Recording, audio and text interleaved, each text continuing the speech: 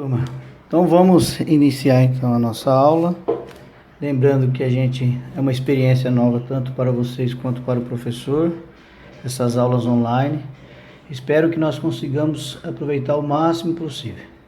Bom, só para relembrar, nós iniciamos o curso com vocês, discutindo unidades de medida de comprimento, massa, volume, e também mostrando para vocês quais as aplicações matemáticas e físicas vão entrar no nosso contexto dentro do nosso curso de Físico-Química.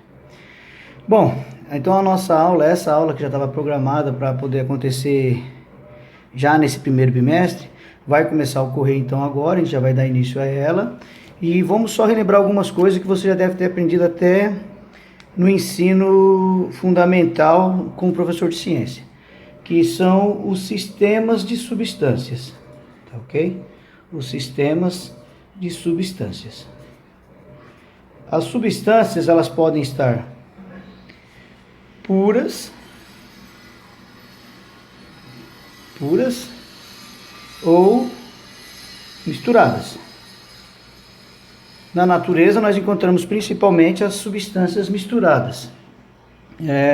E é lógico que ela passa por um processo de purificação ou separação e a gente acaba obtendo elas puras. Um exemplo de substâncias pura mesmo, seria a água do laboratório.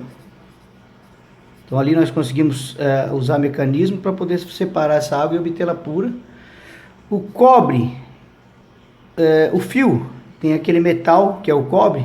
Aquele metal, aquele cobre ali é um cobre puro, então o cobre que está no fio.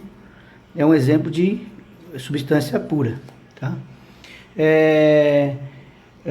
O ouro 24 quilates também é um exemplo de substância pura. O oxigênio, aquele oxigênio que está no cilindro lá no hospital, também é um oxigênio que foi obtido separadamente, foi separado do ar atmosférico e está como substância pura. Bom, misturas, nós podemos então citar a água da torneira. A água da torneira é uma mistura. A água da torneira ela não é pura, ela é potável, mas ela é uma mistura, tem sais minerais dissolvidos. A água do mar, tem bastante sais lá dissolvidos também. A água do mar.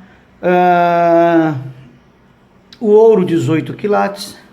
Então ali o ouro 18 quilates você tem 75% de ouro e 25% de outros metais. Então são exemplos de substâncias de misturas.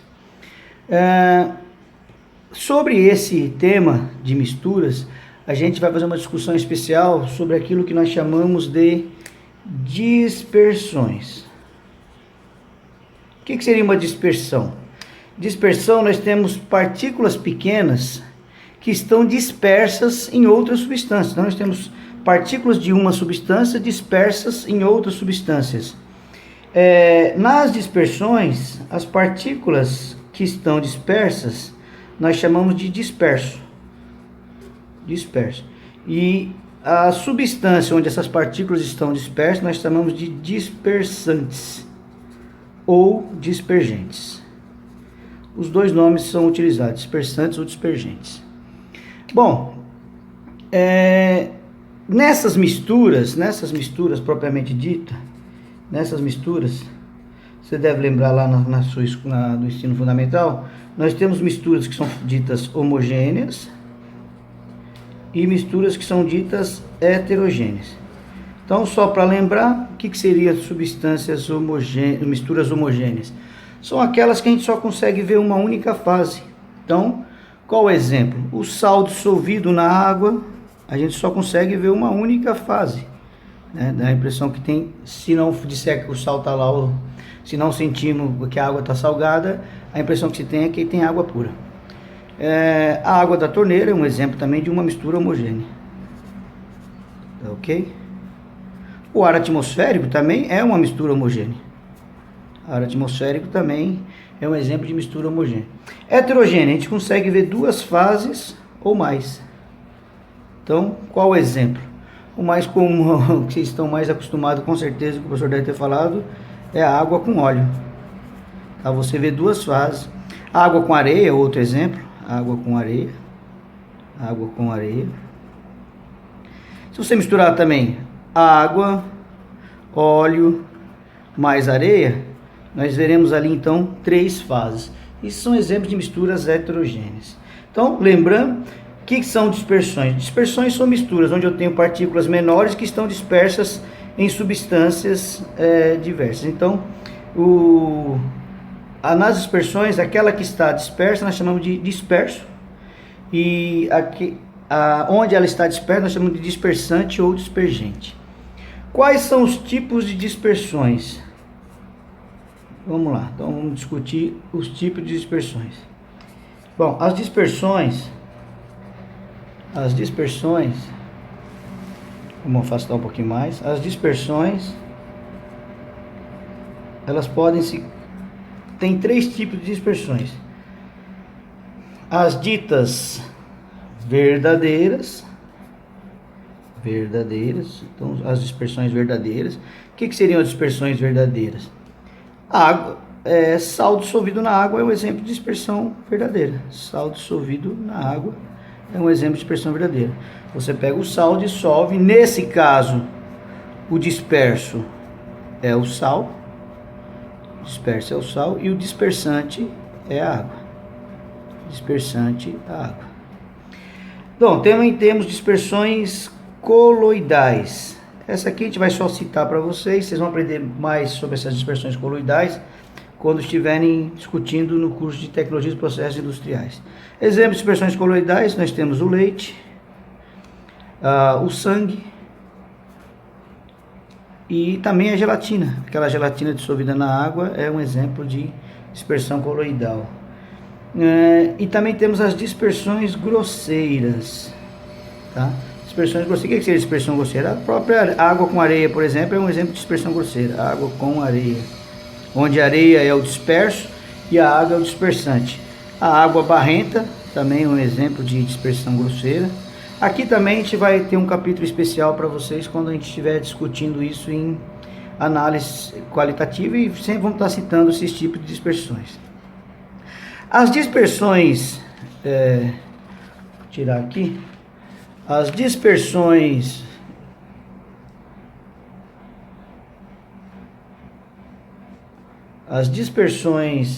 verdadeiras,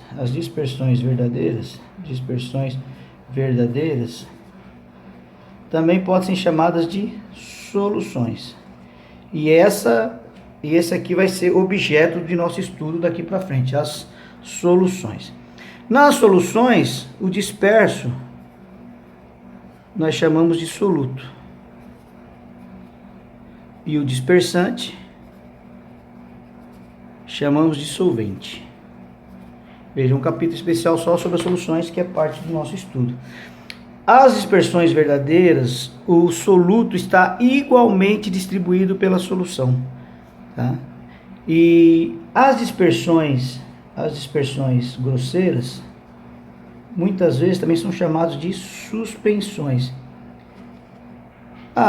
Fácil lembrar, é só se você observar o medicamento, muitas vezes nós temos medicamentos em casa que está lá no frasco, agite antes de usar. E se você observar, geralmente o disperso está na parte de baixo por ser mais denso, e o dispersante está sobre ele, então como sobre nadante, tá? Então são chamados também de suspensões. Lembrando que a gente vai ter um capítulo especial, nossa aula, praticamente toda aula durante o nosso curso, vai versar sobre as dispersões verdadeiras, que são as soluções. Como é que a gente pode diferenciar uma da outra? Está relacionado principalmente em relação ao tamanho do disperso, tá? Então, as dispersões verdadeiras, que são as soluções, as suas partículas são menor que 1 nanômetro. Muitas vezes entre um valor menor que 1 nanômetro. E as dispersões coloidais, ele tem esse valor entre 1 e 100 e 1000 nanômetros. 1000 nanômetros. Tá? E, é lógico, maior do que 1000 nanômetros, nós temos então se os dispersos for maior que 1000 nanômetros, então aqui nós temos nesse caso as dispersões grosseiras. Isso facilita a gente entender alguns detalhes. Então, com essas características, nós podemos pensar da seguinte forma: uma alternativa para poder diferenciar as dispersões verdadeiras das coloidais e das grosseiras. As dispersões verdadeiras,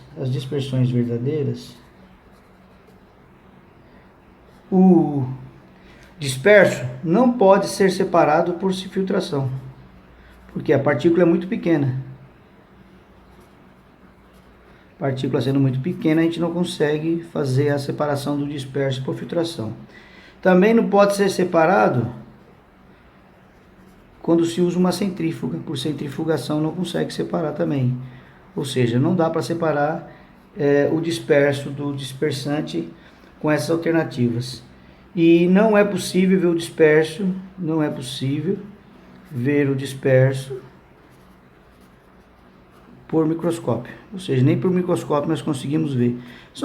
Geralmente são átomos, moléculas muito pequenas, íons, né?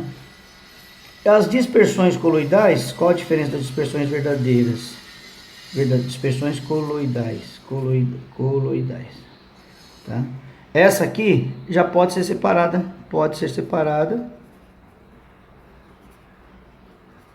por filtração, mas precisa ser um filtro especial. Não é qualquer filtro também que consegue separar. As partículas são pequenas, está entre 1 e 1000 nanômetros. São pequenas ainda, né? Mas pode ser separada por um filtro especial. Pode ser separada por centrifugação. Isso é feito quando quer se analisar o sangue, por exemplo. Faça a centrifugação do sangue e você separa os glóbulos brancos dos glóbulos vermelhos. E por microscópio a gente consegue ver fases diferentes, fases distintas. Então é possível ver por microscópio o disperso. E aí você consegue inclusive identificar e saber, observar que isso aí é uma mistura heterogênea. E as dispersões grosseiras, como as partículas são bem maiores, elas já podem ser separadas por filtro comum. Filtro comum já dá para separar. Por centrifugação. Então você também consegue separar por centrifugação. E é possível ver as partículas a olho nu. É só você olhar, por exemplo, uma água barrenta, que é um tipo de dispersão grosseira, e você consegue ver as partículas a olho nu. Então essas basicamente são as diferenças entre estas dispersões. Bom, no estudo, como eu disse anteriormente, a gente vai dar um foco maior nas dispersões verdadeiras, que será objeto do nosso estudo. Então vamos só entender um pouquinho o que são essas dispersões verdadeiras. Bom, as dispersões verdadeiras que eu falei para vocês que podem ser chamadas de soluções, vou puxar para cá, dispersões verdadeiras, que eu falei que podemos chamar de soluções. Nós temos do tipo líquido-líquido, ou seja, a mistura de líquido mais líquido. Exemplo, álcool mais água, cetona mais água, e assim vai. Temos também do tipo sólido mais líquido, aí nesse caso que eu já havia citado, sal dissolvido na água. É um exemplo de uma dispersão verdadeira, uma solução que você tem um sólido mais líquido. Nós temos do tipo gás mais gás, ou seja, onde o soluto é um gás e o disperso é um gás e o dispersante também é um gás. Por exemplo, é o ar atmosférico. São todos exemplos já que as soluções são misturas homogêneas. Temos também gás mais líquido. Por exemplo, o oxigênio dissolvido na água. Isso aí tem na vida marítima, isso ocorre graças ao oxigênio que está dissolvido na água. Tá? Gás mais líquido. E também temos o sistema sólido mais sólido. Bom, aí são as ligas metálicas, são exemplos. O aço é um exemplo de uma solução sólido-sólido. E assim, turma, finalizamos essa parte do nosso curso discutindo para vocês as dispersões verdadeiras, que vai contribuir para que nós consigamos fazer um estudo especial, que vai ser objeto aí do nosso curso durante boa parte do nosso tempo, que são as discussão da solubilidade das substâncias. E é lógico, quem vai ser o soluto, a gente vai estudar o soluto, a capacidade do soluto se dissolver no solvente. E o solvente mais, nesse caso, mais discutido será a água. Será então objeto da nossa próxima aula. Obrigado.